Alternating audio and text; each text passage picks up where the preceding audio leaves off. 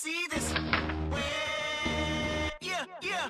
Hey, AM to the PM, PM to the AM phone. Piss out your per diem, you just gotta hate them phone. If I quit your BM, I still rock Mercedes phone. If I quit this season, I still be the greatest funk. Hey peeps, what's going on? This is Keenan here. We're at Taught Leaders episode 12. I am super pumped because this is going to be one of the dopest ones yet. We have two guests that know what it takes to be successful. They are world-class skiers. I'm not going to fuck around anymore. I'm going to get quick to the introduction. First to my right is Phillippe Marquis.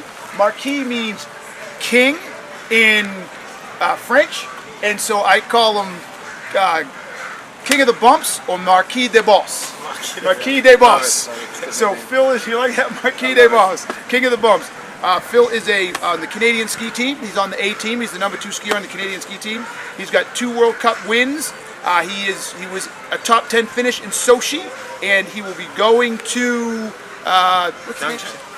Pyeongchang in 8 months. 8 months. So, dude, thank you very much.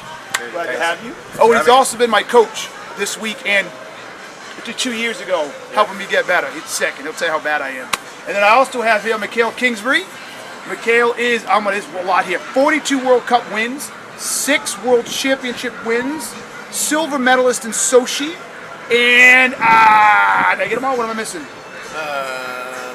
6-time World Cup champion. Yeah, 6-time World Cup champion. I knew there was another one in there. 6-time. So these guys know how to win. And that's why I wanted to have them here. Look, y'all know I'm a big bump fan. But what these guys do in moguls and how they got to be so good is why I wanted to talk. And I wanted to have a conversation with them today. So we're going to jump right in, guys. Thank you very much for being here. Red course ready.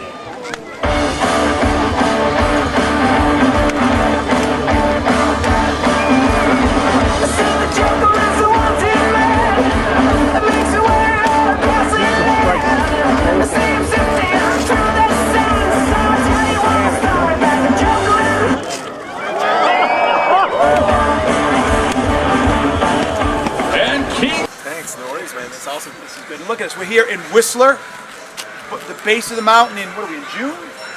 We are June. It's been raining a little bit, but you know, summer's coming. Summer's coming. Getting warmer. And the glacier's nice. We just got finished skiing. Yeah. Yes, just got finished skiing. It was sick, so it's a good day. All right, so let's just jump right in.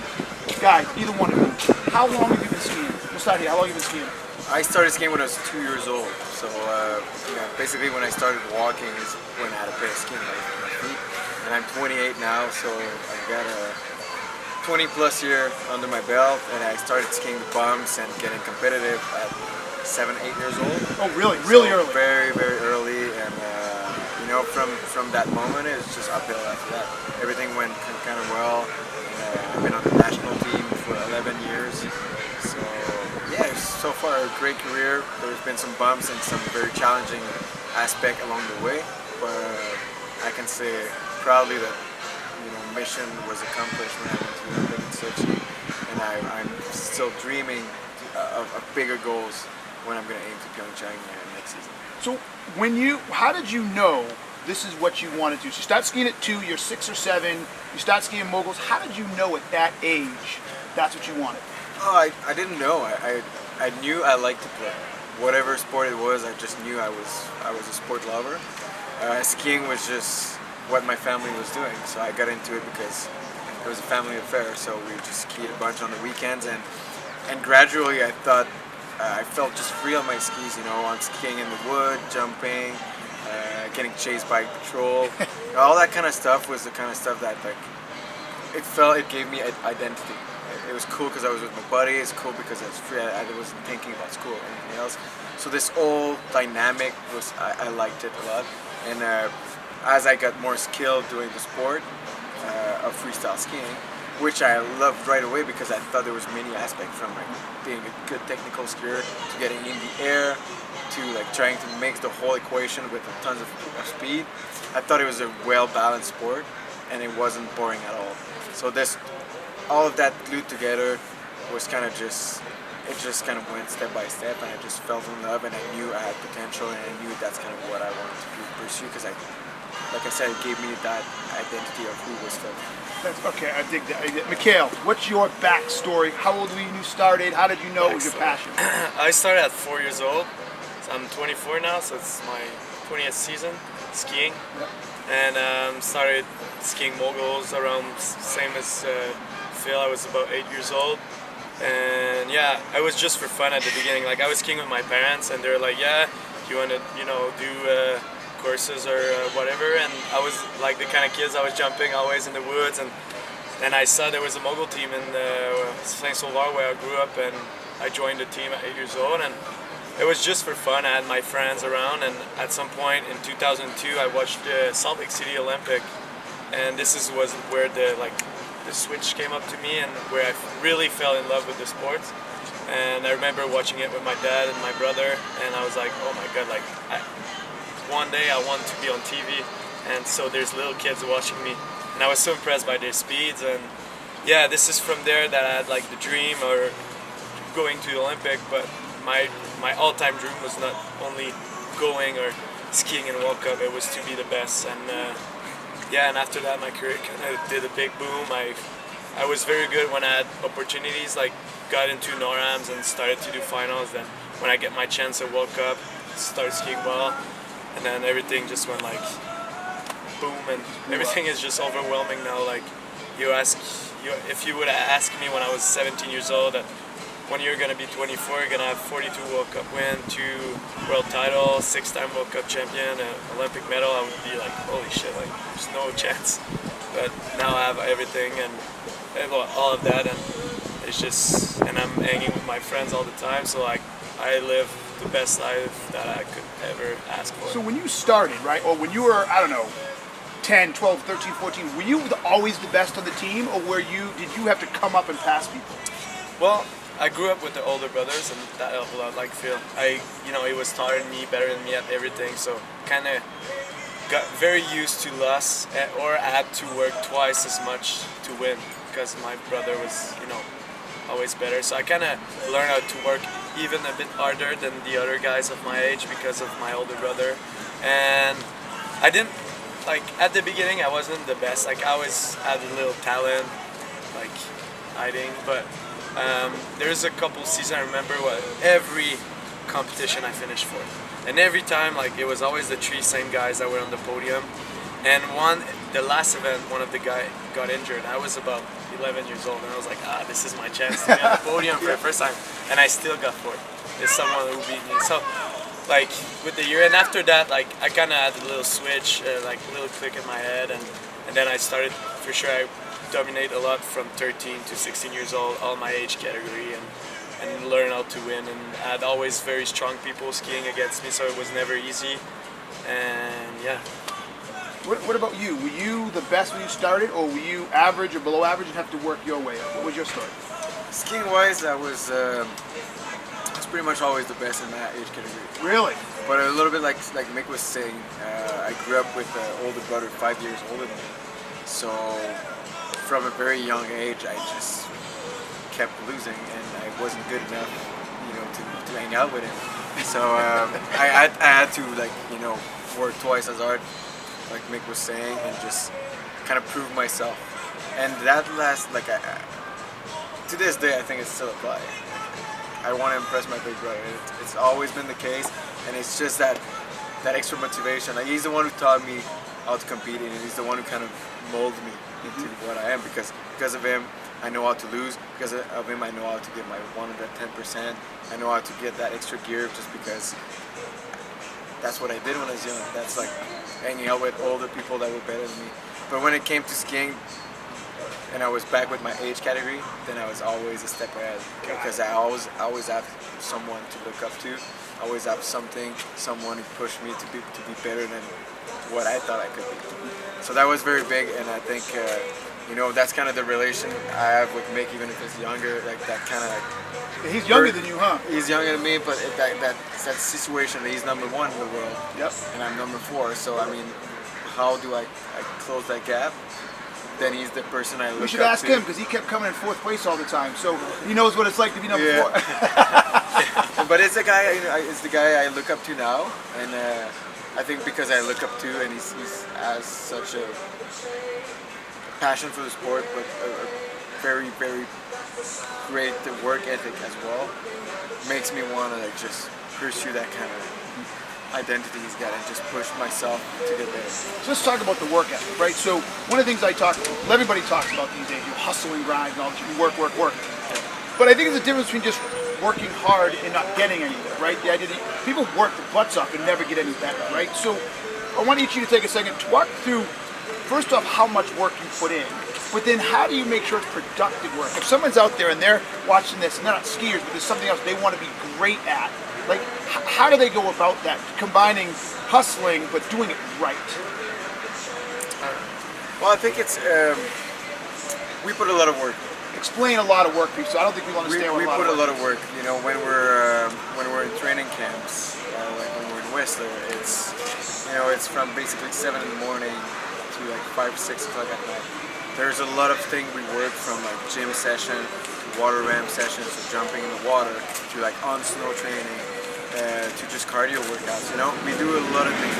But I think at the end of the day, to be productive, like you're saying, is volume is one thing, but the quality that you get out of your volume is even more important. So you're gonna be able to like kind of take a step back sometime, zone out of that, get outside and just kind of evaluate what's working, what's not. And we're lucky in Canada, we've got a great team, but we got of athletes, but we got a great team around the athletes supporting. So we've got a lot of people just making sure everything is in line, that we're following a program, that we're evaluating what we do good, what we do wrong, and kind of just like take the positive out of what we do wrong and make sure we don't do it again. So build up on the positive and like I said, just kind of make sure we're just doing that quality work. But yeah, it takes the hours, it takes the volume. That's the only way you become the best in the world and you stay the best in the world. What about you? How do you look at it? Well, he said basically everything, but I don't know. I enjoy the process of everything.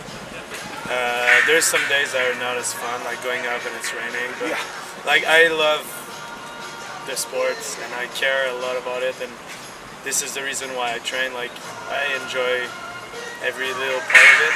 There's like to say the truth, I don't like to go to the gym, but I like it because I can see the difference when I'm skiing after. So sometimes I can be a little grumpy when I go to the gym. I'm like, oh, I don't want to do this, blah, blah, blah. But every time I step and I start working, I do it for real. Like I'm not like gonna do halfway and be like, ah, fuck, I'm done. I just like when I go, I go for it, and well, it shows with my results for sure. And yeah, the fun part is I gotta do it with those guys and the whole team, and I'm a big observer and I like to watch the others, all they do, and then I'm like, okay, this is how they do it, and I try to, you know, do similar like they do, or just try to do it my way. And yeah, it's fun. It's the best thing, you know. It's a lot of work, but we're a tight family. How much do you think self-assessment or self-awareness plays into getting better and getting to the next level, right? How important it is to really be honest with yourself and assess where you are, who you are, and what you're capable of? I think it's a necessity. It's the key to being successful, especially at a very high level. If you take the time to evaluate what you do, and like I was saying earlier, just learn from your mistake and make sure you don't repeat them. I think it's the way of like kind of building that pyramid to success. Yeah, I think you can go on. Yeah. Well, it's just I like, you know, being confident in whatever you do. Like in skiing, like there's some stuff that are harder. There's some tricks that you got to learn sometimes, and it's a bit sketchy and everything. The thing I know when I'm not doing, you know, competing well or not competing well or training well is when I start to be on the defensive. I just always, like, even if I don't feel good, I try to always, you know, feel confident and everything, and just, yeah, I don't know what to say that. And we're like, even in our sport, we get overloaded with information. Yeah. I do this week and kick my butt on overloaded information. We get so much information, so you know we can sink all of it, but we're not gonna like really remember most of it.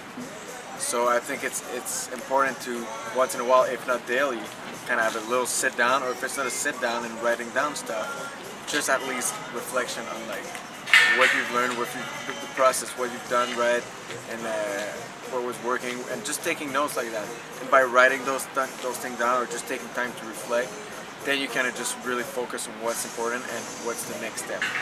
So every single day you wake up with fresh memory of where you are, where you and go, where you want to go, and being very And I deliberate. think this in is getting very important, especially because we train so much, and like between like the 30th skier in the world and the top skier in the world, there's not such a big difference. But the difference is just that little extra training that I do, where I know where I'm going. And someone could do training, but he's overloaded with information, so it's not quite as much quality.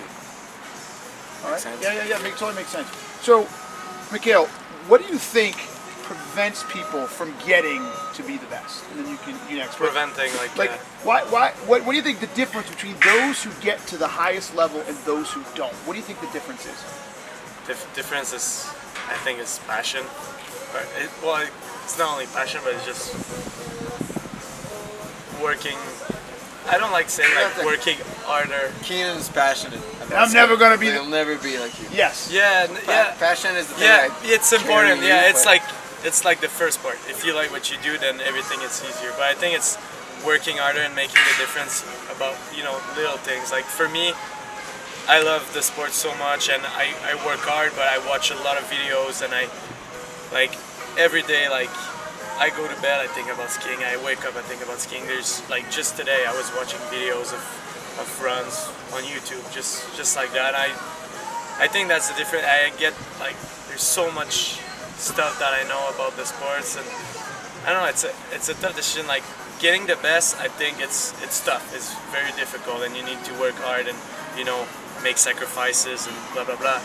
But when you're the best, it's awesome. When you're like you're like, oh, I'm the best in the world. But it's even tougher to stay there. And when you stay there, you cannot look back at the people behind, because they are just waiting to take you. They're working hard, so you just have to, you want to keep leading, you have to work hard, or you have to do stuff differently, and you try to innovation, and try to find ways to get better. And I don't know, I think it's the most fun part. Like for me, being in my position, I know people are working hard, so it's always motivating. Like to know that, I train with Phil all the time, and there's days where I'm not, stuff are not going so well, and I look at him and he's just like everything is going well. So I'm like, all right, like to stay there. Yeah. You gotta work hard, and one of the things that I do every day and every training and before every contest is the way I work in my head as I try to win. Every single day I do. So I go up on the glacier, and when I come down, I can say like, okay, today I won the training. Even though that's legit. I've watched you up there. I've watched the two of you, so I couldn't judge. You guys don't you don't do it half-assed. You come flying down that fucking hill, and you guys are just constantly just pushing it the whole time.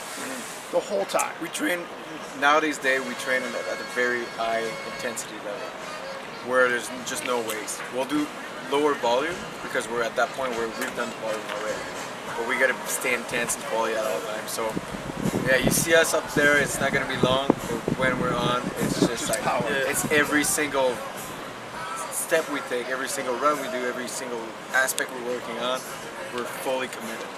And I think that makes a big difference. And there's no distraction there, it's just your head is fully on. To add up to like what you were asking, those sacrifice, that full commitment, and the passion is kind of what gets you going. But at a point, if you want to be the best, I think there's gonna be something in your head where you're just really committed and willing to sacrifice the work that the others are not willing to do. And the one thing that I'll add that works for me is you gotta be a little bit selfish and cocky. And I'll explain. I think at some point you gotta think about yourself and where you want to be, and then if it means being selfish, then if you want to be the best, sometimes that's what it means. And being cocky, I think for me, is just thinking that you're the best. You don't have to like say it out loud, but in your head, Just said it. in your head, you gotta be able to turn it and be like, dude, I'm the best. So then, And no one can, because if you think like that, then I feel like you just give you that one extra step where you think you're unbeatable. this brings up a great point. Okay, so you're literally #1 in the world. Okay, so there's no better mogul skier in the world of 7.5 billion people, and I don't know how many mogul skiers, right? Right. He's #1, and you're #4. Yeah. 3, 4. So there's only 3 people better than him in the world, and nobody better than him. What motivates you to keep going? You're like, hey, I'm there, I'm the best, and I'm Yeah. #4. Fuck it, that's close enough. Where does the motivation come to keep working at it and keep going? There's many things. Yeah, like our sports, I feel there's never gonna be a perfect run. You can always find something, and I feel like for me right now, I feel I haven't reached my peak in skiing and jumping, and there's many stuff that I can learn and do better. And this is what's driving me every day. Like I know I can be better, and I can give more to the sports, and yeah, and result wise, like I've won everything in the sports except the gold medal at the Olympic. And I don't want to think about like, yeah, I need to win the gold before I retire. It's not like that, but it's just something very motivating. And I've won a medal, and I know how awesome it is, and it's a one day every 4 years, and we train so hard, and you could be the best in the world for 6 years in a row, but you show up that day, the 12th of February 2019, you've won many World Cup, but that day. Yeah, what was that U.S. girl that was going to win 2 in a row and she messed up? Yeah. What's her name? Anna Kearney. Yeah. Oh, there's a perfect example. She was devastated. Yeah. Right. I mean, she had a chance to win 2 goals in a row and was by far way ahead of everybody. Had that one slip up on her final run and lost it. But like if the contest was the day before, maybe she would have won, or the day after. You know, sometimes it's just like it's the timing, and this is what's beautiful about our sports is it's always you qualify, then it's you're in whatever in the order. You go like they qualify 20 guys and final at the Olympic, and then you start at 0 again. Like everybody is on the same page. It's just a new start list. Then you go again. It's like there's never, so it's always like pressure moment, and when you're in the gate is like it's now or never. And that's what's so beautiful, and that's what like cruel at the same time, because you could be the best at any day, but like you have to perform under pressure. And I think it's everyone at that point at the Olympic, when you get to super final, everyone's good, everyone can win, but it's all in here. And it's all the work you put in, but it's all in there at that moment. Make it all come out, to make sure it all comes out when it's supposed to come out. What about you? What keeps you motivated? I think it's got all the good points there. For me, it's that unsatisfaction. Like there's no perfect run. You always think you can do better. I think every single day, I think I can work something to improve a little bit and just be a better version of Phillippe Marquis, and that keeps me going. The day I'll get out of bed and be, have some fear, and I'll feel like I gave my best and there's nowhere I can go further. Then I'll kind of just, switch gear and do something else. But I don't think I've reached that one point. And I like things like that because it does not have to do anything with result. It's very personal. I think I can become better. I think I can become a better version. I think I can bring more to the sport, to beat Canada, but to the whole world by the way I am, the way I do it, the way I perform. So those are the kind of thing that just help me carrying on. The AV load, the work, it's just like that. Those couple times when you deliver under pressure and you nailed it, just the emotion, that feeling is priceless. That's the kind of feeling I want to keep chasing. That's like keeps you going just when you might be on. And I can tell like runs that I was really proud of, that I was like, okay, this was probably the best stuff I've ever done. There's less than 5 in my whole career. That feeling where you kind of you don't know what happened because it went perfectly, like it was a dream, and that feeling is kind of like that feeling that as athlete you want to keep chasing. It's like when you live the Stanley Cup. It's like when you get those really tough trophies to win. For us, it's the Olympic. For us, it's that perfect run. So those feelings are priceless, but they're so hard to get. So you just gotta keep driving.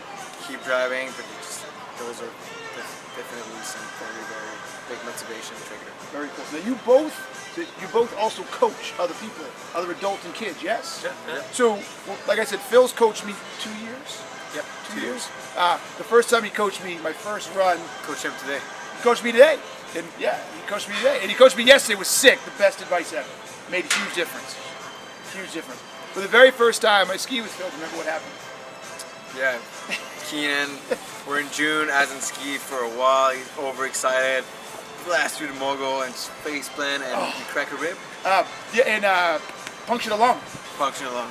So yeah, first day of the summer. First Not run. a good start. First And run. I didn't know the guy. Yes, and he was nicest guy ever. So I never met him before. He's my coach on the first day. We're flying down like a dumbass. And that night in the hotel, after I get back from the hospital with punctured lung, he shows up with 2 beers in my hotel room and says, "Are you okay?" So the nicest guy in the world on top of it all. Nice, yes, right? All right, so you're both coaches. Tell me a little bit about how do you coach and how do you motivate people to make or get the best out of themselves, right? Like, how do you go about it? You start, and then Yeah. Well, first of all, when I coach, I just want the kids, because I mostly coach kids. I don't coach. Well, I haven't coached adult yet, but good thing I just you don't want to coach me. yeah, later in my career. But yeah, I want them to have fun first, and then I always ask them what they want to work on, and what are their goals. And I'm an athlete, and I coach other athletes. So I don't want to being like the coach, because they all have coach, like real coach, when they're not at camps or whatever. And I want them to, of course, have a good time, but I am an athlete, and I rather them asking me a lot of questions than me being like, all right, do this, and I give you a plan, and then that's how it's done, and that's the only way. Like, it's cool because in moguls there's a way, like a textbook way, but there's many ways to ski it well, and it's just like being natural and being yourself and doing your own style of things. And I just like to help people by what they want to do and how they see it and how they what they want to learn. And I just try to give them tips, and yeah, it's just like I don't want to replace their coach, and I just want them to, at the end of the day, when they're done, they feel like they've accomplished something that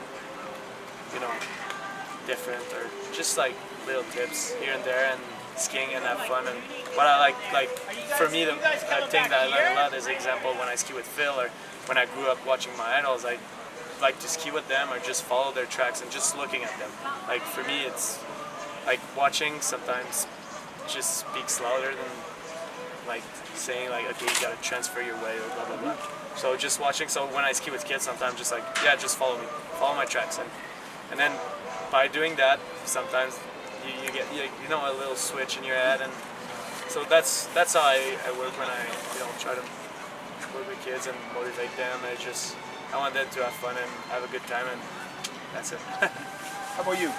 I know how you are. He's good, by the way. You got it. Next year when I come back, I'll let you coach me a bit. But he's excellent coach. But I'll let you explain how you go about it.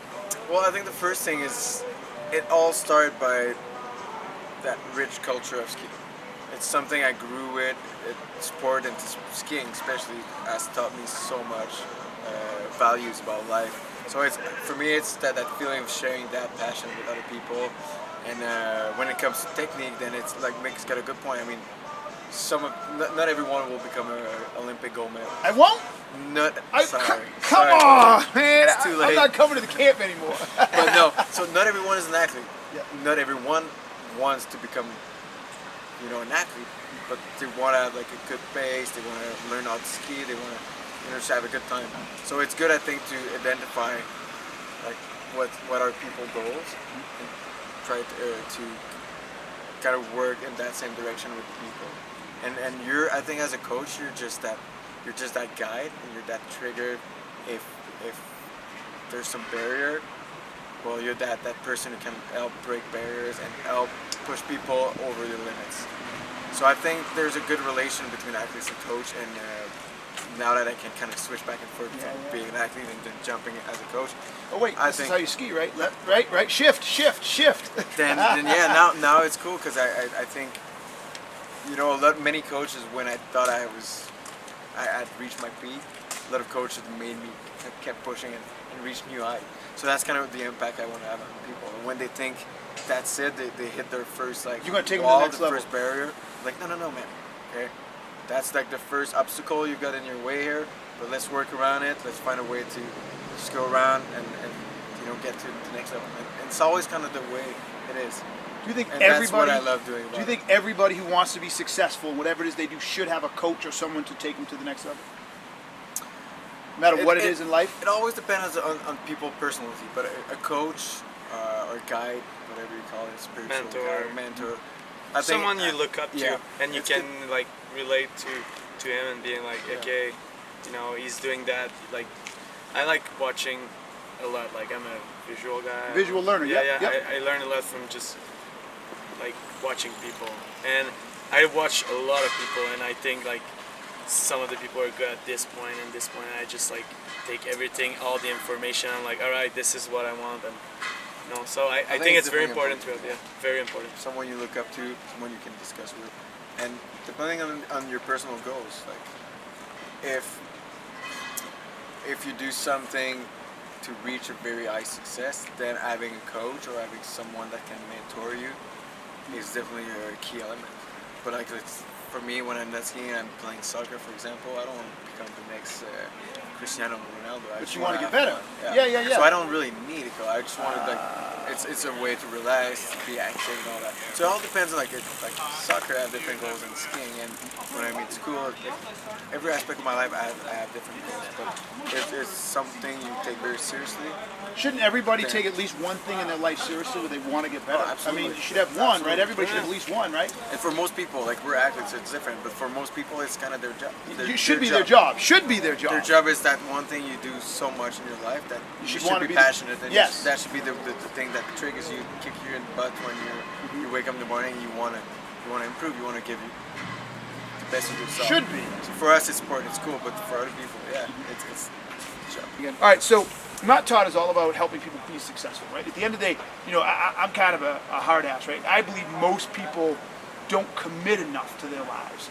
and they don't commit to being really good at something. Right? You guys found your passion, you committed, and no matter what happens, if you never win another race, you never win another race, you can say that you've won the World Cup. You can say you were fourth in the world and the first or the best in the world. I mean, that you've accomplished something, right?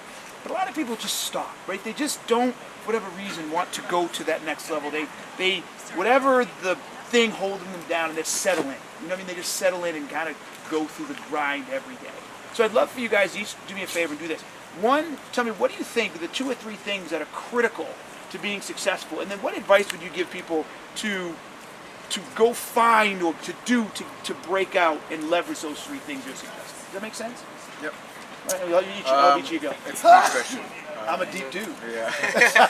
I think the number one, it's freaking cliche, but the number one thing is, making sure you're living your life in the same direction as your passion is, and your purpose. What's your goal? Like it sounds, I'll go even deeper.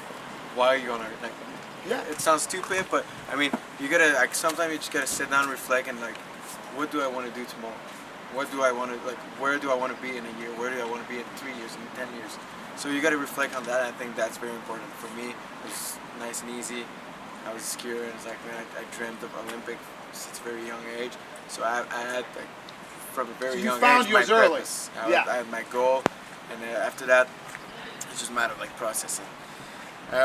Number 2, passion. Number 1, number 2, I think is, if you want to be successful, I think is being willing to make the sacrifice that other people won't be willing to. So if you really believe in what you're doing, you should be able to put on the work, commit to that, and be able to really give your total, really engage and commit to what you're doing. And I think a lot of people are kind of just, it's easy, and same for us at some point, it's easy to be lazy. Yeah. Once in a while. Yeah, It's easy that's to a good quote. Easy to be lazy. It's easy to be lazy, and it's easy to take things for granted. So I think at some point you gotta make sure what you got. You work for it, but it's not gonna stop there. You still have to reach for more, and always work. makes the best in the world, but he's got the biggest target in his back. If he doesn't aim for more and try to commit and push the barrier, then people will catch him up. So I think to be successful, you know, you gotta have that drive. For me, I have a good plan. Believe in your plan. Believe in yourself. Be better than yesterday. And yeah, and the rest is just, you know, work hard, work as hard as you can, and you know, and enjoy the process. And you know, that's it. Like I go short, but I think it's, if you wake up and you try to be better than you were the day before, it's always gonna start. Like everything is gonna go better. And I think also it's like you need to always set a goal in your life, but you need, in order to get to that big goal, you need a lot of small goals. Yes. So Amen. you take the little steps slowly. Don't skip a step. Don't go too far ahead. Just stay in the moment. You know, live in the present, And be ready to fail. yeah. Be ready to fail. Yes. Sometimes it's very good to take 3 steps back. No, that's me this weekend, Phil. Couple step back. Yeah, to to the step next back level. to take Yes. to go to the next level, and it's not simple, but it's That's it's hard. that. It's hard on the ego. Yeah. Absolutely. Yes. That's why Set you have a them to be plan, vulnerable. and you gotta, you know, believe in your plan and commit to it, and you know, believe in yourself. And if you have that, well, you're in the right track. I was going to wrap this up, but we just hit something really good I want to make sure we get out. You said you have to be okay failing, and you said you have to be vulnerable.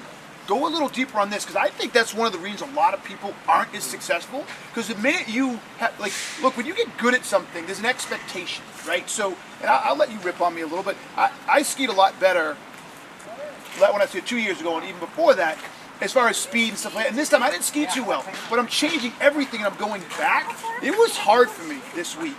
It was really hard for me watching feeling myself ski, knowing I wasn't as good as the guys in 8, which I was, you know, a year ago. But I'm changing everything, trying to get better. So talk about this idea of failing and this idea of vulnerability in an effort to get to the next level. Because I think that's big. Well, number one thing is how many days you wake up and you go to bed and you say like, this was the best of my life. Like, it's pretty rare. Yeah. So I think a normal human being fail way more than his success. So you gotta be able to be vulnerable and accept that. Accept that most of your days you're gonna struggle, but they're gonna allow you to have like to live bigger success, more emotion, be more engaged with people, with what you do. So I think you gotta just accept that someday it's gonna be a struggle. You're gonna have to work hard. For you, like this week, skiing related, yeah, that was art because you changed a lot of technical aspect in your skiing, so you weren't quite ready to apply those. It's just gonna take a little more time. But in the long term, it's taking a couple step back to move forward faster later on. And you have to So- get comfortable doing that because Yeah. you feel exposed. You gotta accept it. Yeah, yes. Vulnerable is a great accept word. Like, I felt stupid a couple times, but I wouldn't quit, right? But I can see how a lot of people who were good at something start looking bad at it. Like, no, and they're gonna jump right back Because to it. they like the people that are good and like take those being good for granted will stop having an evolution. As if you're willing to be vulnerable and accept failing and accept taking some step back once in a while, then you'll be able to move forward for the rest of your life. That's huge. You talked about failure. Failing. I think it's part of the process. Well, not it's important to fail. It sucks to fail. Yeah, But it does.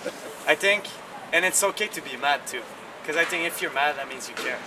It means like you want to succeed, but it doesn't need to affect you too much. Like for me, when I fell, I tried to learn a lot from what happened, and try to not repeat the mistakes that I did. And this is how you get better. And you know, for me in my career, it's a failure that shaped me to the skier that I am today. And I think in life, this is, you know, in all aspects of life, this is like when you fail at something, sometimes it's, if you learn well and you're smart about it, then you're like, all right, well, I didn't do this well and blah, blah, blah. And then you try to learn instead of being mad, but staying mad and letting it affect you. if you learn the little stuff that from failing and you understand it, and then don't repeat it again, then I think success will slowly come back. And failing forces you to self-reflect. yeah, And if you let it. Yeah, but If you you, let like it. if you fail, it always shakes you a little bit, and you kind of always like reflect on, okay, what did I do there? Why did that? It didn't work. But don't some people But fail when and they you- say the snow was bad or the skis were messed? Like they blame everything around them when they fail, right? Because they don't accept being vulnerable. Yes. They don't accept sucking. Yes. You know, they'll find excuses. So that's why you gotta accept that you're gonna fail sometime and blame yourself. But it's not a bad thing because it's a couple step back, but to move forward faster after that. And I think just losing or failing force you to self-reflect. As winning, not as much, because you're on a high, you're on cloud nine. Yeah. You're just so Yeah. the good people will win or will be successful at something, and people will write down and will reflect on it. But most of us, when you're on a high and things are going well, we tend to not think about it. It's just like, it's easy, it's unfolding easily in front of you. So that's why there's so much to gain about failure. I have a saying I call maximize your failure ROI. Right? I think people maximize their failure ROI are going to always do better. Right? All right, guys. All right, last thing. Each you, knowing the people that watch this again are people who are committed to getting better. Sometimes they're just starting their careers. Sometimes they're switching careers. What do you want to say in closing, each of you, to the people watching this? And what advice or direction do you want to give them to maximize their work? Well, I hope we touched you in some kind of way. We're two great freestyle skier athletes, but there's a bunch of stuff in life we don't really understand. So whatever you're doing back home, hopefully you can reflect on our career, and hopefully that give you inspiration to pursue bigger dream and just work hard. same thing. Just work hard, work harder than than anyone, and just I think just believe in yourself and believe in your decision, and then enjoy everything you're doing, and then it's easier when you're having fun. All right, Thanks for watching. yes. How can they find you? Twitter, Instagram. Tell them how they can find you. Okay, you can find me on Facebook, on Twitter, on Instagram. It's all at Mikael Kingsbury, MikaelKingsbury. Probably it's gonna show up right here. I don't know. Yeah. Right. We can make that happen. Yeah, you can follow me, and it's follow me. Man. How about you? You'll find me, you can go on my website, phillippemarquis.com, PhilippeMarquis.com, and on that there's all my social media, obviously, social media athletes, we're big on that, Phillippe Marquis, and we've got some good content. We'll get it up. It's gonna be an exciting next 7, 8 months. Yes, make sure you follow these guys. They're going to the Olympics. Most of you are watching this, and many of you watch this from the United States. The men's team's not that good this year, unfortunately. So these guys are going to podium. I'm convinced of it. I don't know who's going to be on top. I got to be fair. But it's going to be 1 and 2, either here, gold and silver, something like that. So make sure you watch. Make sure you cheer them. I know I will. Boys, I can't thank you enough for this. You guys are dope. Thank you very much. I appreciate it. Thank you very much, my man. It was good stuff. To the rest of y'all, you know what I'm going to say. This was episode 12 of Not Taught. Until next time, peace. I'm out. To be successful, you just gotta give a shit. That's all there is to it. You just gotta give a shit. Give a shit. Time to get it moving, put your feet on the ground. When they come to chasing paper, there's no waiting around. Check the man, just a player, he got something to say. Hey, Keenan. Yo, people.